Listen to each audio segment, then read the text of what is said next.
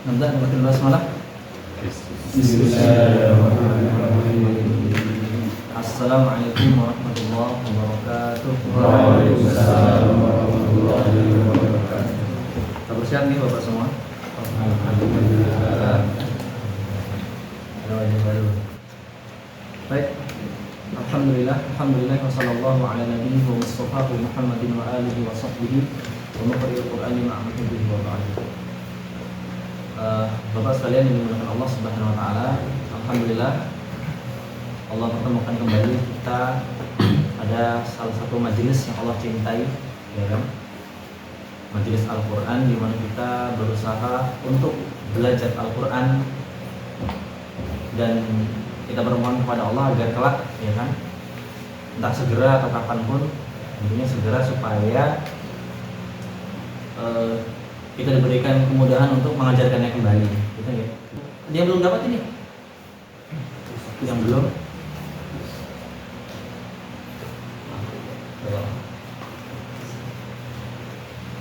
Sudah semuanya bawa.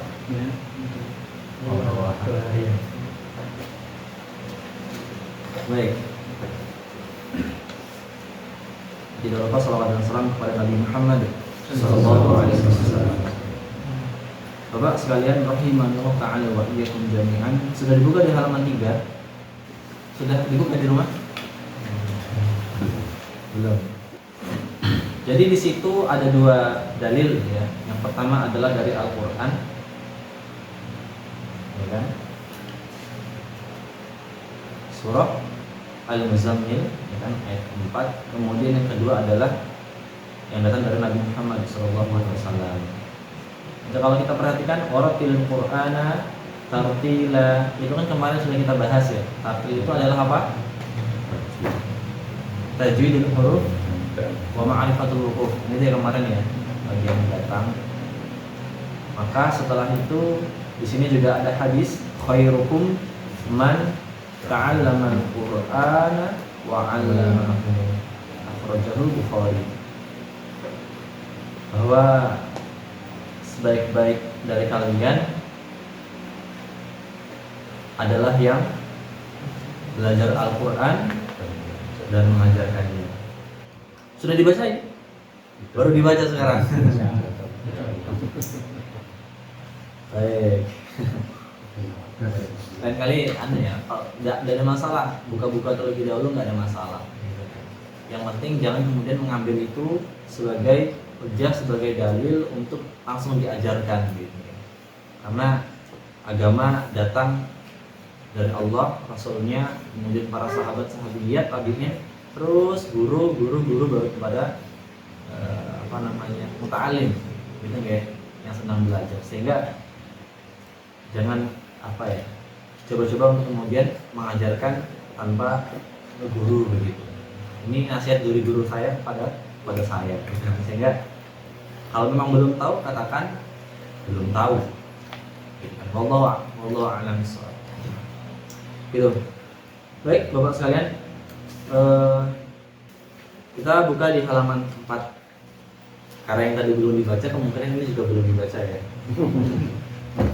Baik. Perlu kita baca atau langsung lompat? Lompat.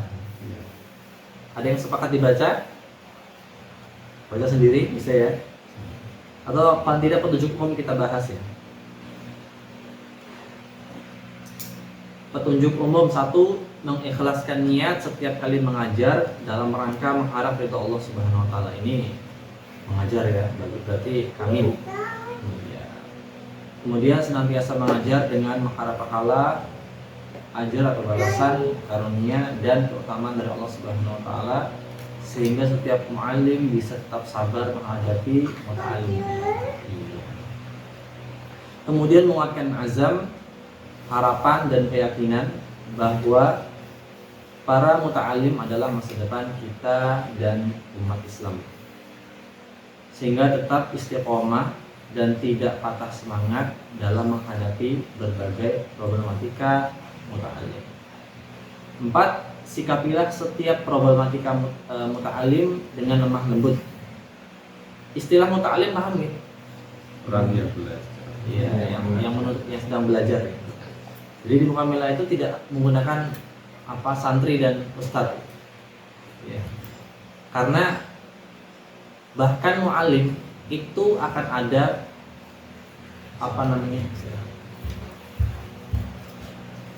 bahwa mu'alim artinya yang mengajar itu akan ada waktunya, akan ada saatnya, ya kan, dalam perputaran hari-hari akan menjadi muta'alim kembali gitu. Itu nggak? Ya. Sehingga kalau kesannya ustazah itu paham ya? Iya. Kalau sudah ustaz itu sudah ustaz kok ngapa gitu. Alhamdulillah. Maka di Mukamila itu yang digunakan adalah mu'alim yang mengajar dan muta'alim yang belajar. Dalam artian harapannya siapapun nanti yang muta'alim dia juga akan bisa mengajar kembali gitu ya. Demikian juga yang disebut mu'alim atau yang mengajar, dia harus belajar lagi terus begitu kan, karena belajar kan sampai minal mahdi ilal lahdi kan begitu ya. 5, kita lanjutkan ya. Keberhasilan dalam mengajar tidak diukur hanya dengan ketika muta'alim dapat menguasai apa yang kita ajarkan, tapi hakikat keberhasilan adalah ketika para muta'alim, kalau jamak berarti tadi muta'allimun gitu ya. Kalau dua yang belajar muta'alliman dan seterusnya, menjadi sholih dan atau sholihah gitu ya. Cinta terhadap Al-Quran, senang membaca dan mengamalkannya, maka bertakwalah dan bergantunglah hanya kepada Allah Subhanahu wa Ta'ala untuk mencapai keberhasilan. Jadi sebagaimana metode yang kita gunakan untuk dekat kepada Al-Quran kan banyak nih Pak. Ada yang melalui pemahaman, media atau cara metode untuk kita bisa dekat dengan Al-Quran ada banyak. Dengan tahsin, dengan tafsir gitu kan, dan lain-lain. Maka tujuannya tetap bukan kepada hanya lisannya yang mudah membaca gitu kan, tapi tujuannya adalah takwa. Tujuannya adalah takwa. Menjadi sholih, sholihah, cinta kepada Al-Quran, senang membaca dan mengamalkannya, maka bertakwalah dan bergantunglah hanya kepada Allah untuk mencapai keberhasilan. Baik. Petunjuk pengajaran umum. Persiapkan muta'alim dengan merapikan tempat duduk dan cara duduk yang sesuai dengan adab orang membaca Al-Quran. Tidak di tengah gitu kan, ada yang di tengah ya, gitu semua, bisa letter U, letter O. Ajaklah mereka membaca ta'awud dan basmalah sebelum membaca, sebagaimana adab sebelum membaca Al-Quran. Mu'alim memberi contoh pengucapan dan keterangan yang diperlukan pada tiap-tiap subbab. Kemudian 4, cara membaca tidak perlu dieja, tapi langsung a, ibu, ba, bibu, dan seterusnya. Boleh pakai lagu dalam lingkup nada-nada murattal, tapi jangan memaksakan irama yang dapat merubah panjang pendeknya bacaan. Kalau kita pakai irama jiharka di kita ya. 5, apabila muta'alim salah membaca, jangan langsung didikte. Ini pengajaran umum. Saya baca sendiri aja. Kita langsung ke poin halaman 5 Pak. Tunjuk pengajaran jilid 1. Sistem. Ya, kemarin MMA nggih. Mu'alim dan muta'alim aktif. Mu'alim mencontohkan, muta'alim membaca. Pada saat yang sama, mu'alim berusaha ikut melatih kefasihannya sendiri dengan mengikuti bacaan muta'alim tanpa mengeluarkan suara. Kemudian nanti ada privat, ya, penyimakan secara orang per orang. Jadi nanti tetap ketika kita minta untuk mengulang bersama begitu, tetap nanti ada mencoba masing-masing ya. Dan barangkali di antara panjangan ada yang sudah mahir dan sebaliknya ada yang mungkin baru pertama kali ini belajar. Ya. Maka ya sabar dulu gitu ya. Yang kita ambil barangkali kita lanjutkan poin B, privat, penyimakan secara orang per orang. Jadi mungkin di antara panjenengan ada yang sudah mahir dalam hal membacanya. Maka tinggal yang diambil adalah jalur diroyah teori. Bagaimana kemudian nanti melengkapi keilmuan panjenengan untuk mengajarkan kembali, kan gitu ya. Saya kira tidak ada yang rugi dari suatu majelis. Selama yang dibahas Al-Quran pasti akan ada 1-2 hal ya, meskipun keilmuan kita mungkin sudah memuncak, tapi pasti ada 1-2 hal yang itu sifatnya menjadi pengetahuan baru yang datangnya dari Allah Subhanahu wa Ta'ala. Maka tidak ada ruginya kita ikut kajiannya, apapun kajiannya selama yang dipelajari Al-Quran gitu. Maka sebaliknya yang masih belum mahir, maka nanti pelan-pelan secara riwayah, secara bacaannya. C. Ya, klasikal. Mu'allim dikelompokkan berdasarkan kesamaan di dalam kemampuan atau kesamaan jilid. Mu'allim menerangkan dan mencontohkan pokok-pokok pelajaran secara bersama-sama menggunakan alat peraga. Ya.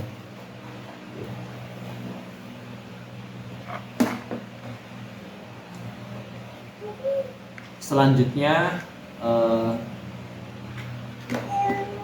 muta'alim ditunjuk untuk membaca bahan latihan. 2. Mu'alim memberi contoh pengucapan secara langsung dan memberi penjelasan cara pengucapan yang seharusnya pada tiap-tiap subbab. Saya ulangi. Mu'alim memberi contoh pengucapan secara langsung dan memberi penjelasan cara pengucapan yang seharusnya pada tiap-tiap subbab. Muta'alim diminta mengamati gambar makhraj. Bahkan bila perlu, mu'allim memperagakan bibir, lisan, dan mulutnya sendiri untuk menerangkan di mana dan dari mana huruf itu diucapkan. Ini adalah awal yang paling menentukan kefasihan pengucapan huruf Al-Quran. Tapi tidak boleh memaksakan diri dan jangan menunggu sampai benar-benar fasih untuk melanjutkan pelajaran. Kesuwen ya. Karena kefasihan hanya didapat dengan banyak latihan. Artinya nanti ketika satu persatu pembahasan kita kaji, kemudian dilatih, diperlatihkan oleh panjenengan ya, oleh kita sekalian, maka ketika mungkin menemukan kesulitan, silakan dilatih mulai hari itu untuk seterusnya gitu ya. Tidak hanya di kelas. Jadi di rumah, di jalan tadi kan, baru di perjalanan, silakan di perjalanan kemudian apa? Melatih bacaan, misalnya huruf tebal bagaimana, huruf tipis bagaimana ya. Sampai tiba di kediaman masing-masing.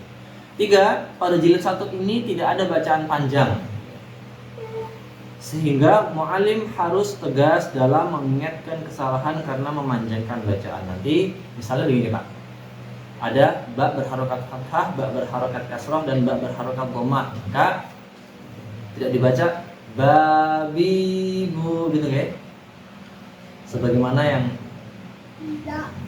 apa ya, kita mungkin bacanya seperti itu. Maka ba bi bu ketukannya ya, tidak boleh tamtir, tidak boleh ada pemanjangan, padahal di situ tidak ada keharusan untuk membaca panjang. 4. Jilid 1 berisi pengenalan semua huruf hijaiyah yang sekaligus diucapkan dengan harokat fathah, kasroh, dhammah ya, a, i, u gitu ya. Jilid 1 adalah dasar dari kefasihan pengucapan huruf hijaiyah. Maka muta'alim tidak dinaikkan ke jilid berikutnya sebelum menguasai materi. Namun apabila sudah diupayakan dan kemampuan muta'alim sudah dianggap maksimal, maka boleh ditolerir selama muta'alim sudah bisa membedakan pengucapan satu huruf dengan yang lainnya. Semoga berhasil. Amin. Kemudian di halaman 6, kemarin masih ingat ya urutan kita belajar baca Al-Quran bagi yang hadir? 1. Makhrajnya. 2. Sifatnya. 3. Tajwid. 4. Ibtidah, wakaf, ibtidah, dan seterusnya ya. Nanti masih ada tingkatan-tingkatan seterusnya. Tapi 4 itulah sebagai dasar di mana kita bisa mencapai tingkat predikat tartil kan gitu ya. Di sini penjelasan sifat-sifat huruf yang pertama. Kemudian di halaman 7 apa? penjelasan makharijul huruf. Maka mana yang lebih utama? Makhraj dulu. Maka mohon maaf ya, halaman 6 kita langsung lompat halaman 7. Gitu ya. Kita ikuti dalilnya nih Bapak sekalian supaya lebih mudah. Penjelasan makharijul huruf. Buka di halaman 8. Oh, sebentar, halaman 7 ada keterangannya. Adapun penjelasan tentang makharijul huruf, tempat keluarnya huruf-huruf diuraikan dengan gambar pada setiap subbab.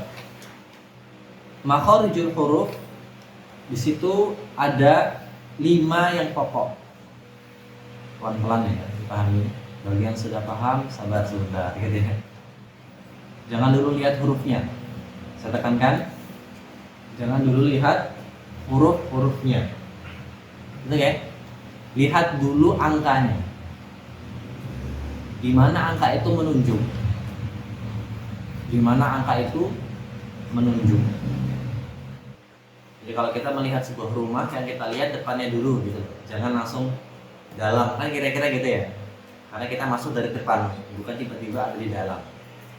Sama, yang lihat angkanya dulu Pak, perhatikan. 1, ikuti ya. Makharijul huruf 1, 2, 3. Makharijul huruf. Yang pokok ada 5. Yang pokok ada 5. Yang terperinci ada 17. Yang terperinci ada 17. Makhraj pokok yang pertama. Makhraj pokok yang pertama. Al-jauf. Al-jauf. Atau rongga mulut. Atau rongga mulut. Perhatikan di sini Bapak. 1. Nggak kelihatan sebelah sana ya. Iya, kayak kan sop-sop itu makanya. Di situ masih ada ya. Di situ ada ya. Bagi yang lihat sini. Atau gini, saya tawarkan supaya lebih enak kita pindah Ya. di sebelah. Karena memang ini di luar prediksi ya. Gitu. Kami kira muat, kita pindah sebelah ya. Di Letterku gini apa soft aja? sop aja enak. Kalau Di sebelah di sana. ya, kalau di sini soft juga bisa. Di sana letterku lebih mencukupi kalau letterku ini. Oh, di sini coba soft dulu ya. Ya, Sini, sop Bang. menghadap ke sana insya Allah itu. Coba ke sana ya. Ya, silakan. Yang belakang sudah di belakang. Atau beda posisi silakan. Kayaknya sempit. Mas sempit ya? Sempit. Iya, Mas sempit. Leluasa.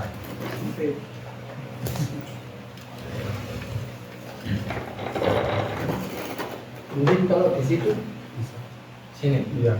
Atau Sop di jangan situ. oh saya di sana. Ya. Jangan di sini ada sana. Ya. Oh, gitu ya. Begini loh, lampu ini. Nah. Ini? Ya. Ada lampu. Jauh. Rongga mulut. Arahnya kemana Pak ini? Yang pertama ke sini. Yang kedua ke sini. Kita mengetahui rongga mulut itu biasanya kan hanya rongga sini ya.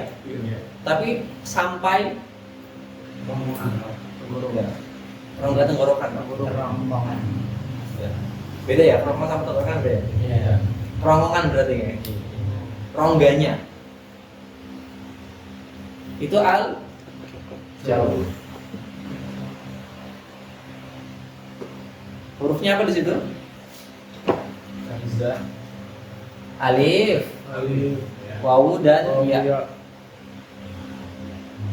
Alif, wawu dan ya. Nanti kita bahas lebih lanjut ya. Ikuti. 2 al-halqu. Al-halqu. Atau tenggorokan. Atau tenggorokan. Nah, tenggorokan ini tenggorokannya ya, beda sama rongganya tadi. Ya kan? 3 al-lisan. 3 al-lisan. Atau lidah. Atau lidah. 4 asyafatan. 4 asyafatan. Atau 2 bibir. Atau 2 bibir. 5 5 al-khayshum.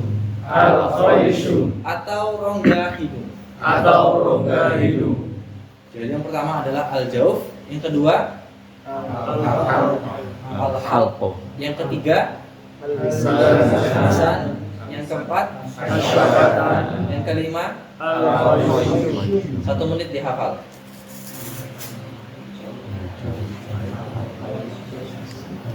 Dibikin wirid Pak. Al-jawab gitu kan. 33. Saya ulangi ya, nanti diikutin ya, biar kesini semuanya. Makharijul huruf Makharijul huruf. yang pokok ada 5, Yang pokok ada 5, yang terperinci ada 17. yang terperinci ada 17. Itu ya. Makhraj pokok yang pertama Makhraj pokok yang pertama al-jauf atau rongga mulut. al-jauf atau rongga mulut. Yang kedua Yang kedua al-halq atau rongga tenggorokan. al-halq atau rongga tenggorokan. Tenggorokan ya. Tenggorokan. Rongga tadi miliknya al-jauf. Maaf. 3 al-lisan 3 al-lisan atau lidah. atau lidah. 4 4 asyafatan atau 2 bibir. asyafatan atau 2 bibir. 5 5 al-khayshum atau rongga hidung. al-khayshum atau rongga hidung. Sampai di sini ada yang tanyakan dulu. Paham ya?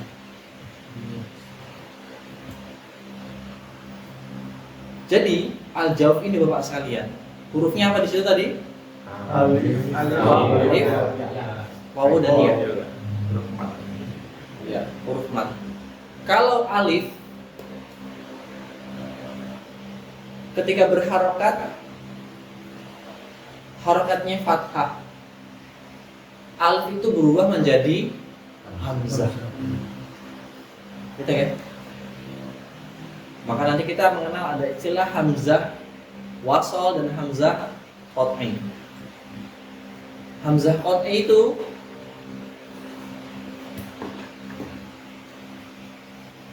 adalah hamzah yang kepala ain itu Pak.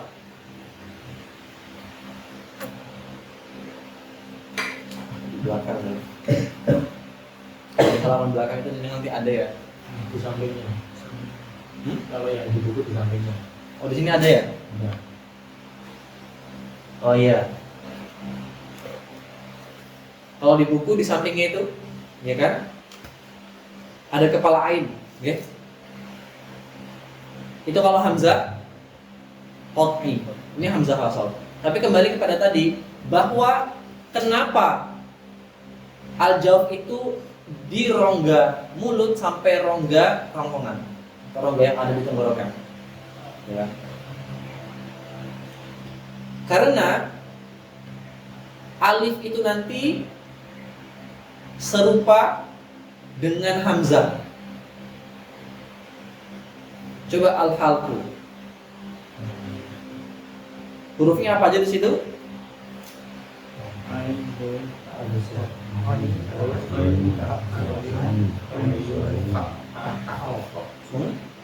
Yang atas ada kha dan ghain.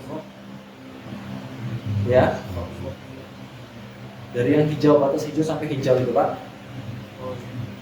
Ya. Ada kha dan ada ghain. Bawahnya ada ain dan ada ha. Nah, huruf-huruf ini yang kita pelajari. Yang penting kita pasti pernah mendengar dulu ya. Terakhir bawahnya, paling bawah ada hamzah dan ada ha. Jadi alif itu serupa dengan hamzah. Tapi alif ini sebagai mat. Alif yang di depan kata baru bisa menjadi hamzah, kan gitu ya. Kemudian wawu. Coba lihat asyafatan. Ada wawu di situ? Jajarnya apa wawu? Ba dan juga mim. Nah, wawu maddiyah sebutannya nanti kalau wawu pada Mana dia? Pada al-jawf. Kemudian ya pada al-jawf, ya kan? Coba lihat di al-lisan yang tengah, di atas yang dot itu.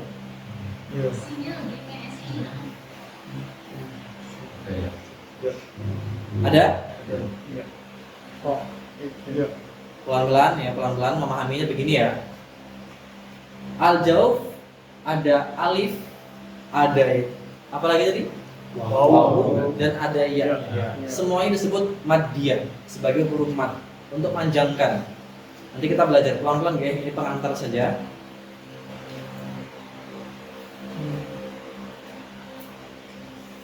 Itu alif ada di, kalau alif ada di mana? Manifestasi atau serupa dengan hamzah. Berarti teritorialnya ada di mana? Tenggorokan. Gini, cara berpikirnya begini ya. Alif serupa dengan hamzah, teritorialnya ada di tenggorokan. Wawu serupa dengan wawu yang ada di bibir, teritorialnya ada di berarti di mana? Bibir. Oke. Sini bibir dan terakhir huruf ya. Serupa dengan ya yang ada di tengah lidah. Teritorialnya di dalam. Jadi kalau saya ada tulisan apa? Wawu di sini, ya di tengah, alif di, maka boleh ditambah keterangan di atas, paling atas ya. Al-jawf adalah rongga yang terbentang dari tenggorokan sampai dua bibir. Kita lanjutkan pembagian lidah. Pembagian lidah ya. Di situ ada aqsal hafah atau tepi lidah terjauh. Ikuti Pak ya. Aqsal hafah. Aqsal hafah. Tepi lidah terjauh. Tepi lidah terjauh. Aqsal lisan. Aqsal lisan. Lidah terjauh. Lidah terjauh. Hafatul lisan. Hafatul lisan. Tepi lidah. Tepi lidah. Wasatul lisan. Wasatul lisan. Tengah lidah. Tengah lidah. Adnal hafah. Adnal hafah. Tepi lidah terdekat. Tepi lidah terdekat. Muntahal hafah. Muntahal hafah. Puncak tepi lidah. Puncak tepi lidah. Torful lisan. Torful lisan. Yaitu ujung lidah. Yaitu ujung lidah. Jadi lidah itu Pak ada bagian terjauh, tengah dan ujung. Terjauh atau belakang ya boleh ya. Tengah dan ujung. Kemudian nanti juga ada huruf yang dari tepi Pak, dari pinggir. Baik itu pinggir ya memang pinggir samping maupun pinggir tepinya ujung. Jadi huruf yang keluar itu tidak hanya sebatas ada di apa namanya lidah bagian dalam, ya kan? Kalau di lidah ya kita bahas lidah, kemudian juga ada di mana? Tengah maupun di ujung, tapi ada tepinya juga Pak. Itu. Kemudian kita lanjut di pembagian halq atau tenggorokan. Sama ya. Soalnya ini cetakan terbaru ini masih lama Pak. Baik, ikuti pembagian halq. Pembagian halq Atau tenggorokan. atau tenggorokan. 1. Satu. Adnal halqi. Adnal halqi. Tenggorokan terdekat dengan bibir. Tenggorokan terdekat dengan bibir. 2. Dua. Wasatul halqi. Wasatul halqi. Tenggorokan tengah. Tenggorokan tengah. 3. Tiga. Aqsal halqi. Aqsal halqi. Tenggorokan terjauh dari bibir. Tenggorokan terjauh dari bibir. Mulai ada gambaran nggih bahwa patokannya apa Pak? Jauh, dekat, patokannya apa? bibir. Ini ya. Dikatakan lidah terjauh karena terjauh dari bibir. Itu ya. Nah, ini istilah-istilah yang harus mulai kita ingat, gitu ya. Silakan 2 menit untuk menghafal. Tidak harus hafal. Jadi menghafal itu proses nggih Bapak sekalian. Kita bahkan ya. Jadi silakan diingat-ingat, dihafal istilah-istilah ini, dibikin wirid ya. Kalau memang belum hafal nanti perjalanannya kan bisa hafal dengan sendirinya. Sudah? Baik, sudah dulu ya. Nanti silakan di rumah dilanjutkan. Jangan sampai dilanjutkannya pertemuan di pekan depan ya. Itu sayang sekali. Sayang sekali. Jangan sampai. Nah, kemudian ikuti Pak ya. Lihat sini semuanya. Hay'ah atau bentuk bibir saat pengucapan harokat. Hay'ah atau bentuk bibir saat pengucapan harokat. Harokat fathah. Harokat fathah. Begini Pak, lihat. Ya, saat berharokat fathah membuka mulut. Kalau hamzah berarti a. Kalau ba berarti ba. Buka mulut. Tidak harus besar-besar. Natural saja. A. Coba a. Ba. Ta. Oke. Harokat kasroh. Harokat kasroh. Ringis.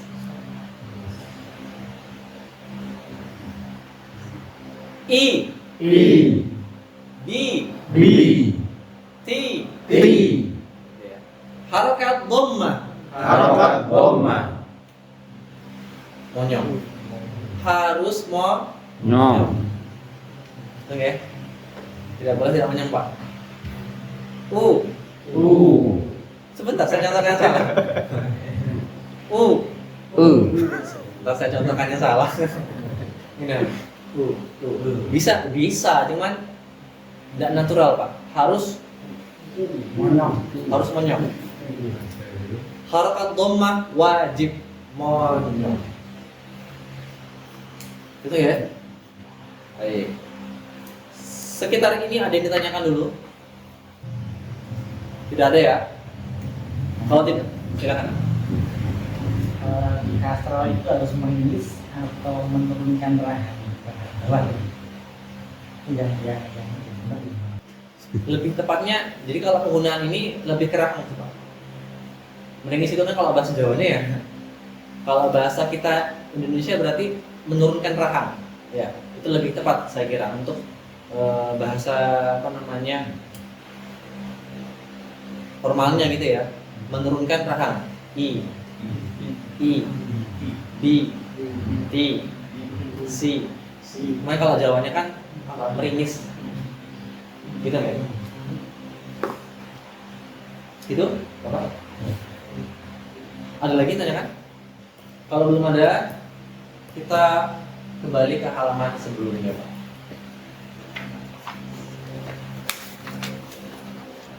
Penjelasan sifat-sifat. Gitu ya? Ikuti ya. Lihat sini semuanya. Kelihatan enggak belakang? Iya. Sama.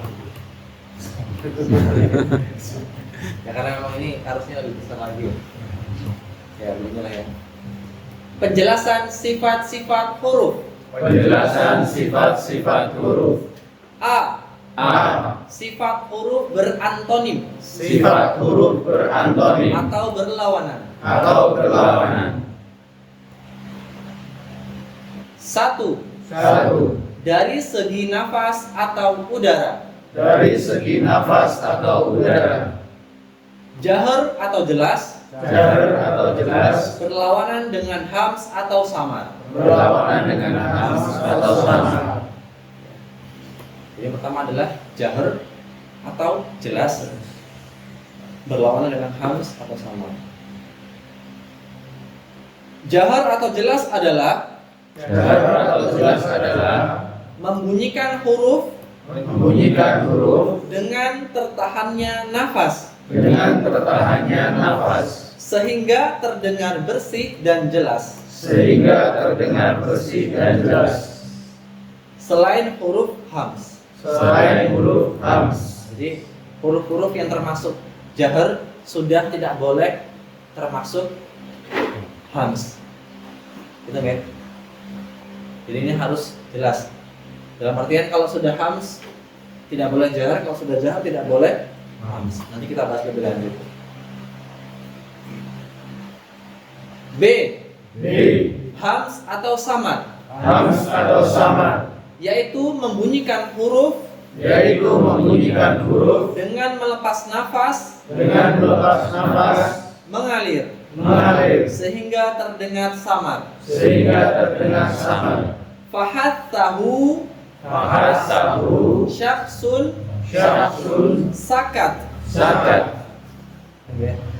Jadi jenengan tahu huruf hijaiyah ada berapa?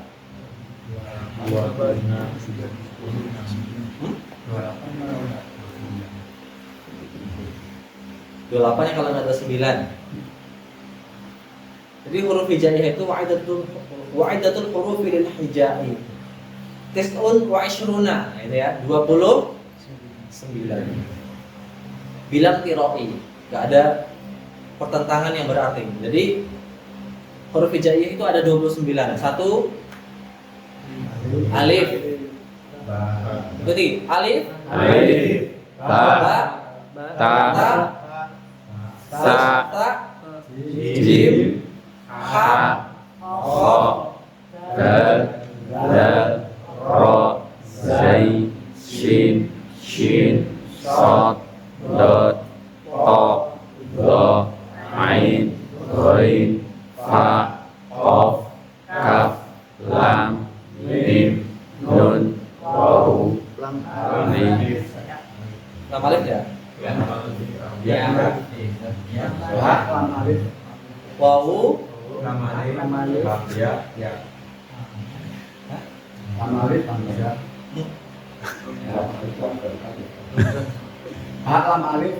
Ya.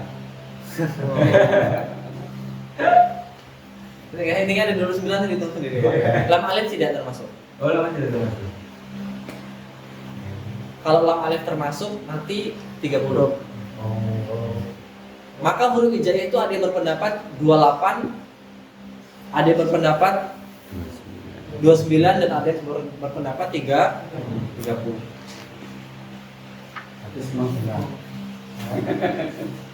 Semua benar tergantung sumbernya. Hamzah alif gitu kan, lam alif gitu dan seterusnya. Baik. Di sini fahatsahu syakhsun sakat. Pertama huruf fa. Kedua huruf nah gitu ya. Ketiga huruf fa. Keempat ya, ketiga sa ya. Keempat ha. Kelima 6 7 8 9 10. Ada berapa Rudi? 10. Ya baru ditanya 10. Maka kalau sudah ada 10 huruf di sini di hams, berarti selebihnya ada di jahar.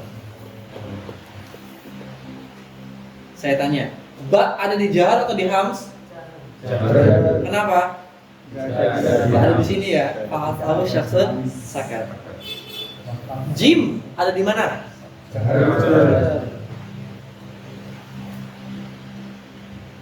Fa ada di mana? Sama. Apa lagi Pak? Ro ada di mana? Gitu ya. Oke. Sekarang cara mengukur dari segi nafas ini dia jahar atau hams? Bagaimana? Langkah pertama adalah untuk bisa mengukur, mengetahui dia termasuk jahar atau hams. Yang pertama adalah dengan dihafal, Pak. Itu apa ya? Klasik ya. Artinya untuk bisa mengetahui dihafal. Yang kedua dengan mengecek pita suara. Silakan ditulis.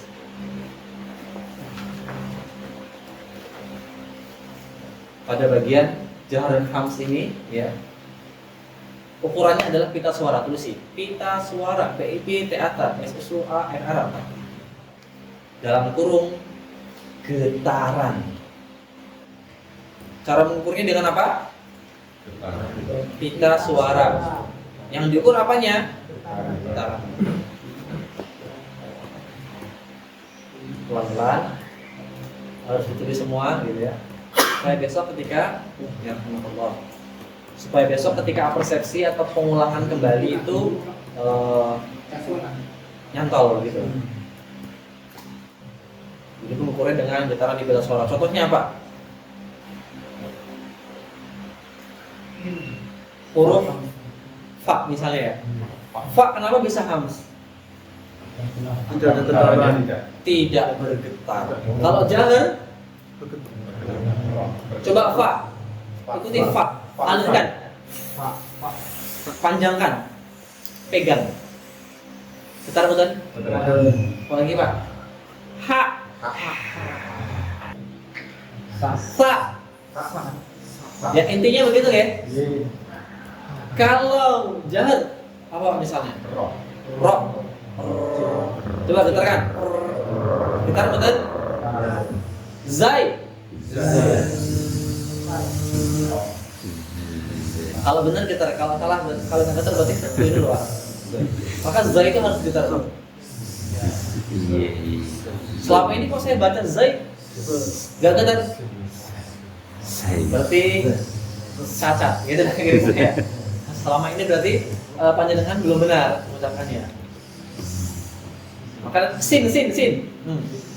Kan zai sama sin mirip-mirip ya. Ya karena mereka satu ibu Pak. Zai dengan sin itu satu orang tua.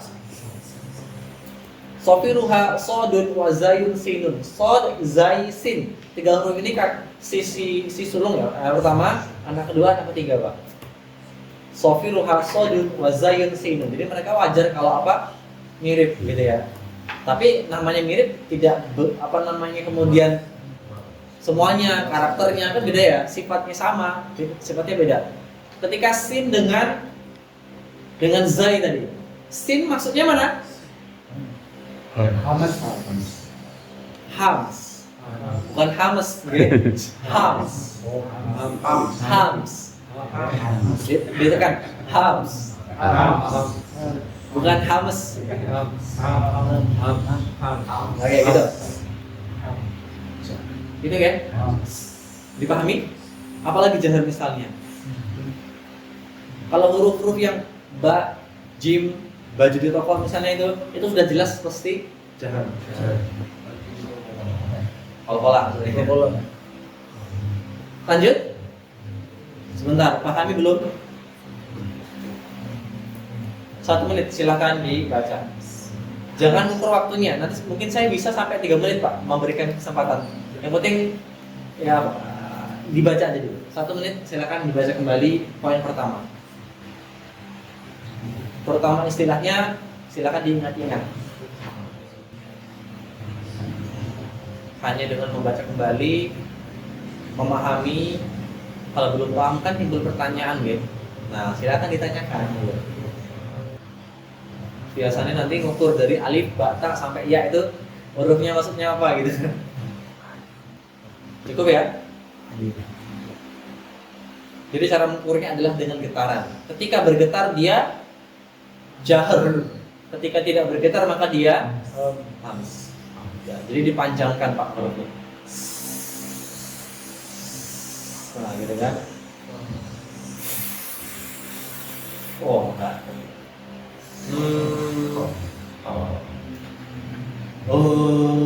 Nah gitu kan.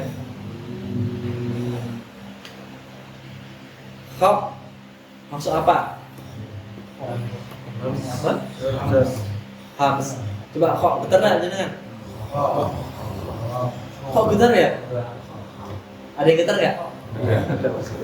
Berarti ada yang keliru. Selama ini gitu. Iya ya. Kok getar? Padahal dia maksudnya hams. Padahal dia keliru. Nanti kita bahas per hurufnya ya. Nah, nanti kita kan bahas ada buka-buka nih kan. Kita akan bahas per huruf. Kita silaturahim ke per huruf, Pak. Mengenal, oh ini rumahnya huruf ini. Sifatnya gimana sih dia? Karakternya gimana dalam keseharian gitu. Pelan-pelan. Kita bahas secara umum dulu. Paham ya secara ini? Ada yang tanyakan enggak? Silakan. Kan dari segi nafas nih, itu mengiranya itu keluar nafas berarti ada Semua yang dibaca keluar nafas. Gitu kan? Gitu kan? Jadi nafas ini bukan nafas yang di, tapi nafas yang di sini, Pak. Maksudnya di pita suara, gitu kan? Ya kan mau yang keluar dari mulut, mau yang dari hidung gitu ya. Itu kan di sini semuanya. Lewatnya sini kan? Nah, itu jadi yang di sini, Pak, yang masih di sini, yang belum terbagi ke mulut atau ke hidung. Gitu kan? Di pita suara. Oh itu paling mendaki. Nah, ini kita bahas. Lah saya kok getar gitu kan? Nanti kita bahas. Kok bisa gitu? Serak-serak. Padahal harus di orang-orang kayak gitu. Oke, sabar pelan-pelan. Paham ya? Perlu begini nih. Kalau ada pertanyaan simpan berkaitan dengan huruf-huruf itu, nanti kita akan silaturahim ke. Berarti nanti di pertemuan jilid 1 ini kita akan silaturahim selama 29 kali, Pak. Gampangannya nanti ke Pak Arif, ya kan? Ke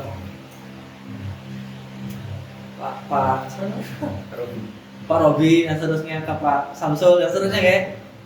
Jadi nanti ibaratnya kita silaturahim ke masing-masing kediaman panjenengan, kemudian menanyakan Maisa gitu kan, kemudian bagaimana, oh saya tidak bisa makan pedas misalnya, oh saya punya riwayat, nah, itu kan masuk sifat, kira-kira gitu. Dua, ikuti, dua. Dari segi suara, rokhwa atau lunak berlawanan dengan syiddah atau kuat. A rokhwa atau lunak membunyikan huruf dengan suara terlepas dan berjalan bersama huruf sehingga terdengar lunak. B. Syiddah kuat, yaitu membunyikan huruf dengan suara tertahan sehingga terdengar kuat bunyinya, dan lebih kuat lagi dalam keadaan mati atau waqaf. Masuk dari sini susah. Ajid qotin bakat. Ini huruf-hurufnya kan? Berapa, Pak? 1 berapa? 1 hamzah, kedua jim, 3 4 5 6 7 8. Maka selebihnya ada berapa? 29 dikurang 8 21. Masuk mana? Belum, masih ada satu lagi. Oh iya. Iya, lima. C. Tawasul atau pertengahan. Yaitu membunyikan huruf di antara sifat rokhwah dan syiddah atau antara lunak dan kuat. Hurufnya adalah lin umar, lam lam, nun, ain, mim, ro. Berapa? 5. Nah, berarti sekarang pertanyaannya adalah syiddah berapa hurufnya? 6. Syiddah 8. Rokoah 29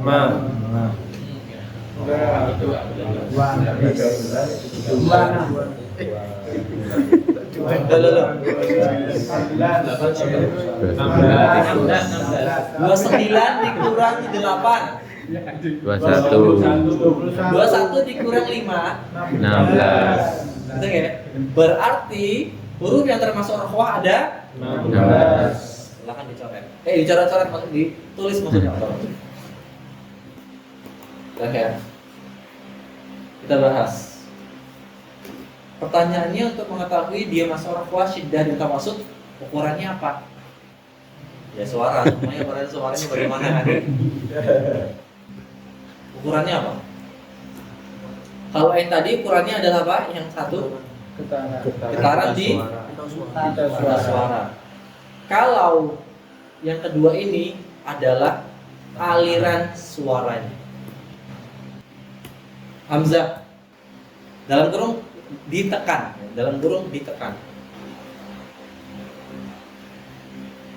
aliran suaranya dalam kurung ditekan.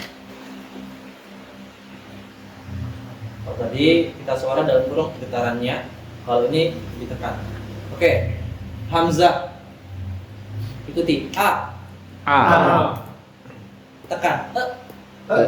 Alirkan. Ngalir nggak dari situ? Ini aja. Jim. Tekan. Ngalir nggak? Ngalir nggak? Enggak. Nggak bisa. Itu ya. Maka ketika tertahan, dia masuknya syiddah. Dal tekan ngalir nggak? Sin tekan ngalir apa tertahan? Ngalir. Maka dia Roh.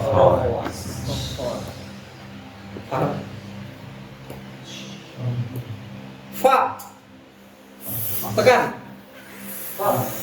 Ngalir. Enggak bisa. maksudnya ben bunyi gitu loh. Sampai segitu ya, katakan aja. Ada gambarannya. Jadi ketika suara itu dialirkan dan ditekan, ketika berhenti maka dia syiddah. Ketika dialirkan dan ditekan kemudian dia semakin bersuara gitu ya, mengalir, maka dia rokoah. Dipahami ya? Lain Umar gimana? Antara baina ya, antara mengalir dan tertahan. Betul, memang. Antara ketika ditekan huruf itu mengalir. Coba, apa Pak contohnya? Lam. Lam dulu ya, lam. Al, coba satu tiga. Tanggalnya di mana tuh lam? Lam itu Pak, suaranya itu terkunci. Wallamu adna halimul taha. Intinya begini. Ini ada pertanyaan. Kalau seperti ini. Ini bukan asli ya Pak. Mirip.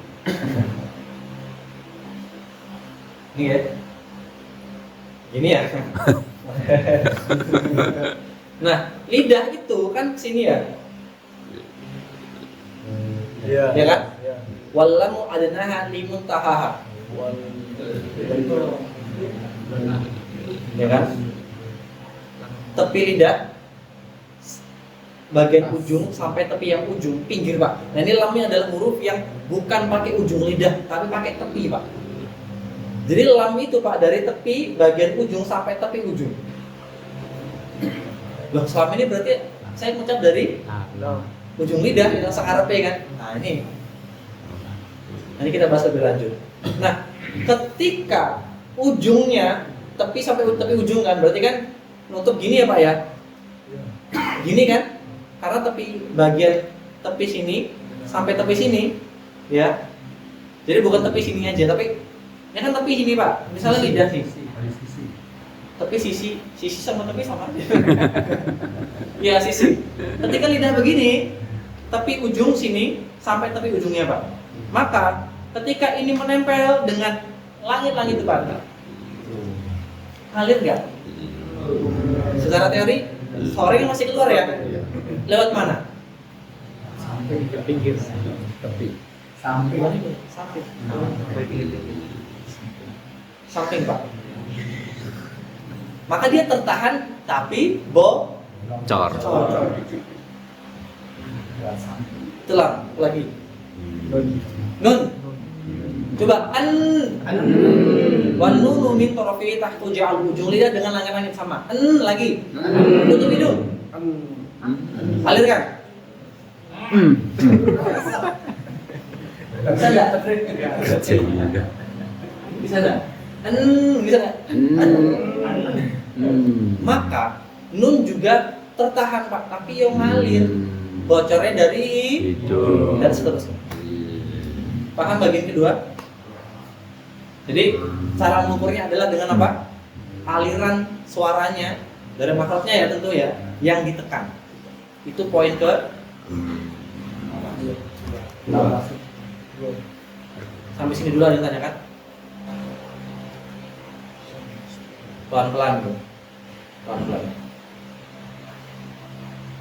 Saya berani jamin kalau jenengan mulai paham, kemudian mulai dibuka lagi, Ahad besok selanjutnya gitu kan, nanti mencar lagi bro pemahamannya. Maka paling tidak minimal ya 3 kali dibuka di rumah atau di tempat kerja gitu kan. Nanti kan ada rekamannya ya, nanti bisa dilihat, disaksikan, didengar misalnya. Sampai kedua sini ada yang tanyakan? Cukup ya? Kalau ada pertanyaan-pertanyaan berkaitan huruf-huruf kok saya bacanya begini, padahal di situ begitu, itu nanti kita bahas tadi ya. Ketika silaturahim ke masing-masing huruf. Kita harus silaturahim, Pak. Supaya apa? Silaturahim itu kan ya apa namanya? Memperluas, menambah rezeki kan gitu ya. Kalau kata hadis itu apa? Ini apa? Memanjangkan umur berarti berkaitan dengan berkah. Kalau usia itu berkaitan dengan ya usia aja. Kalau umur berkaitan dengan kebaikan yang bertambah. Usia bukan berhenti, tapi umur masih lanjut itu masih ada Pak. Jadi dalam Islam itu kalau panjang umur itu adalah apa istilahnya? Kebaikannya bertambah. Misalnya dengan pahala jariah, itu umurnya panjang Pak. Tapi kalau usia mungkin ya 50 berhenti misalnya ya, meninggal dan seterusnya. Wallahu a'lam. Kita lanjutkan apa sudah dulu? Gini-gini nih apa? Sudah. Sudah dulu. Sudah. Sudah dulu. Sudah. Masih 5 menit. Lanjut. Satu lagi. Ya, satu lagi ya. 3. Dari segi pangkal lisan. Dari segi pangkal lisan, Isti'la atau terangkat berlawanan dengan istifal atau turun. Jadi kalau sudah isti'la tidak boleh istifal dia. Isti'la terangkat yaitu membunyikan huruf dengan mengangkat pangkal lisan ke langit-langit mulut sehingga bunyi huruf menjadi terdengar meninggi tebal dan berat. Khussa Boltin Kil. Ada berapa tuh? 7. Sesuai dalilnya Pak. Wasab'u ulwin khussa Boltin Kil Hasan. Memang ada 7 huruf yang isti'la, tebal. Mana tadi? B B. Istifal. Istifal. Turun. Turun. Yang turun apa? Tidak. Pangkal lidah. Lidah sudah turun. Pangkal Pangkal. lidah. Artinya bukan lebih tepatnya datar. Jadi lidah pada tempatnya. Pangkal lidah ya, pangkal lidah pada tempatnya. Ya, pangkal lidah pada tempatnya. Kalau istilah pangkal lidahnya di diangkat. Jengkit gitu loh, Pak. Oke. Yaitu membunyikan huruf Yaitu membunyikan huruf dengan menurunkan atau mendatarkan pangkal lisan sehingga bunyi huruf terdengar rendah, ringan dan tipis. Hurufnya semua huruf selain isti'la. Nah, berarti istifal ada berapa? 7. Istifal 21.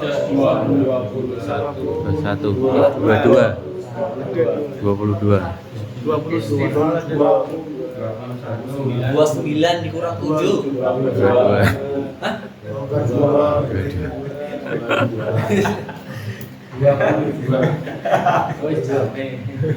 Wis capek berarti. Fokus sengaja. Jadi mau tidak mau cara mengukurnya adalah dengan mengangkat pangkal lidah. Betul ya? Jadi mengatakan, oh cara mengukurnya adalah dengan mendengar bahwa nanti huruf itu diucapkan bunyinya O atau A gitu. Tapi itu nggak salah, cuma kurang tepat aja. Yang paling benar adalah dengan fokusnya terletak pada pangkal lidah. Pangkal lidah. Coba ikuti ya. Mana tadi? Kho, so, bo, gho, to, zo. Dan bisa semua ya, Masya Allah. Jadi jilid 1 kita mungkin ngebut Pak, karena kebanyakan sudah bisa ya. Yang belum bisa. Karena bareng-bareng aja, jadi kelihatan bisa. Kenapa? Karena bareng-bareng aja, jadi kelihatan bisa. Karena bareng-bareng jadi kelihatan bisa. Bulan tempat bersama.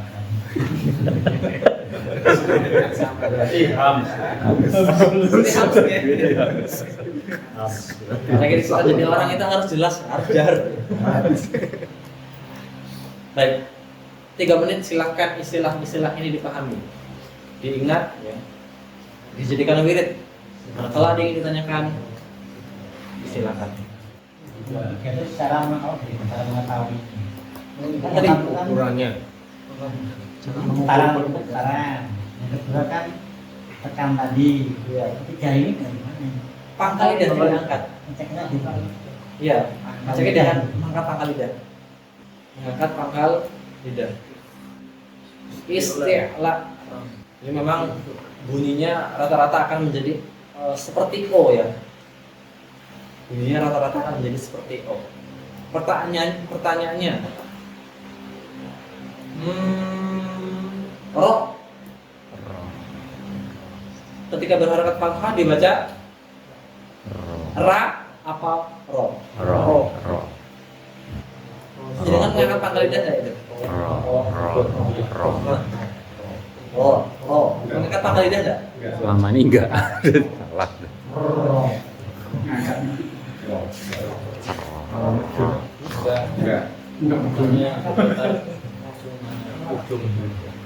Yang terakhir cuma ujungnya.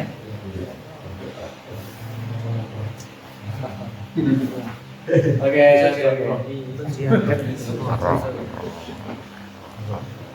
Ada yang ditanyakan sampai sini? Pelan-pelan ya. Jadi kita mengenal dulu istilah-istilahnya supaya tidak terlalu asing ketika nanti silaturahim. Kalau tidak ada, kita cukupkan dulu pertemuan kita pada kesempatan malam hari ini.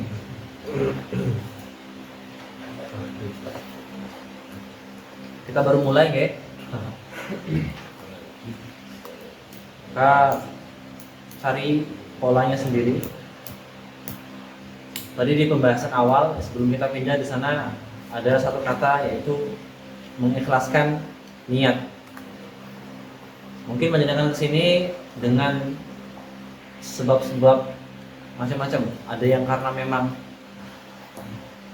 ingin berangkat belajar, ada yang mungkin disuruh istri, kan? Sopo ki? Tidur misalnya. Itu ya ya. Yang paling ditunggu biasanya itu ya. Ibu jujur ya.